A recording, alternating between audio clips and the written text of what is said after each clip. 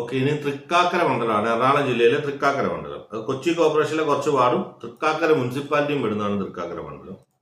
അപ്പം അതിൽ വോട്ട് നില നോക്കുവാണെങ്കിൽ സാധാരണ നമ്മൾ എറണാകുളം ജില്ലയിൽ കാണുന്ന UDFന്റെ ആധിപത്യം ഇവിടെയുണ്ട്. UDF 56,000 വോട്ടോളം നേടിയിരിക്കുകയാണ്, 44% വോട്ട് നേടിയിരിക്കുകയാണ്.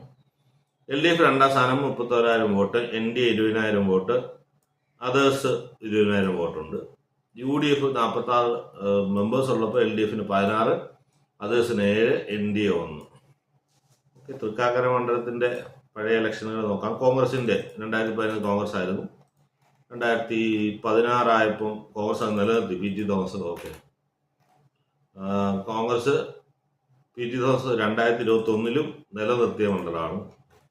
അത് കഴിഞ്ഞിട്ട് അദ്ദേഹത്തിന്റെ മരണശേഷം ബൈ ഇലക്ഷനിൽ അദ്ദേഹത്തിന്റെ വൈഫ് ഉമാ തോമസ് ജയിക്കുകയാണ് ചെയ്തത്. വലിയൊരു മാർജിന് ജയിക്കുകയാണ് ചെയ്തത്. അപ്പം BJPയുടെ 2020 നോക്കുകയാണെങ്കിൽ BJP 2020 കാൻഡിഡേറ്റ് അവിടെ ഉണ്ടായിരുന്നു. 15,000 vote BJP, 2020 13,000, total 21,000 vote BJP 2020 കൂട്ടിയാൽ പിടിച്ചിട്ടുണ്ട്.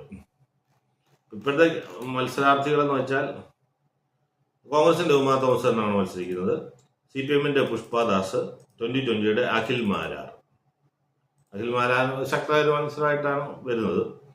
അപ്പോൾ ഒന്നുകൂടെ നമുക്കൊന്ന് വോട്ട് അനലൈസ് ചെയ്ത് നോക്കി കഴിഞ്ഞ് കഴിഞ്ഞാൽ UDF നല്ല ശക്തമായ ഒരു മുന്നേറ്റമുള്ള ഒരു മണ്ഡലമാണ് തൃക്കാക്കര. നല്ല വോട്ട് പിടിച്ചിട്ടുണ്ട്.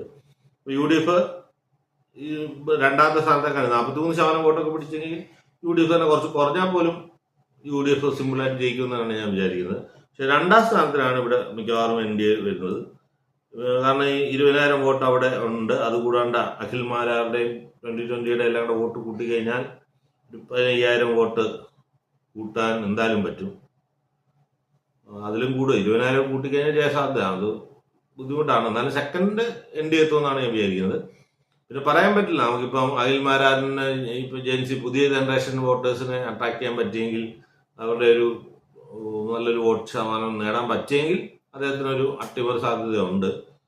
അല്ലാണ്ട് നമ്മൾ പാർട്ടി വോട്ടുകളും ഒരു പ്രതീക്ഷിക്കുന്ന വോട്ടുകളും കൂടെ നോക്കുകയാണെങ്കിൽ നമുക്ക് രണ്ടാം സ്ഥാനം എന്തായാലും ഉറപ്പിക്കാവുന്നൊരു മണ്ഡലമാണ്. പക്ഷെ ഫസ്റ്റ് എത്തണമെങ്കിൽ അത്രയും കൂടെ ഒരു ആ സ്ഥാനാർത്ഥി അത്രയും കൂടെ വോട്ട് അട്രാക്ട് ചെയ്യാൻ പറ്റണം.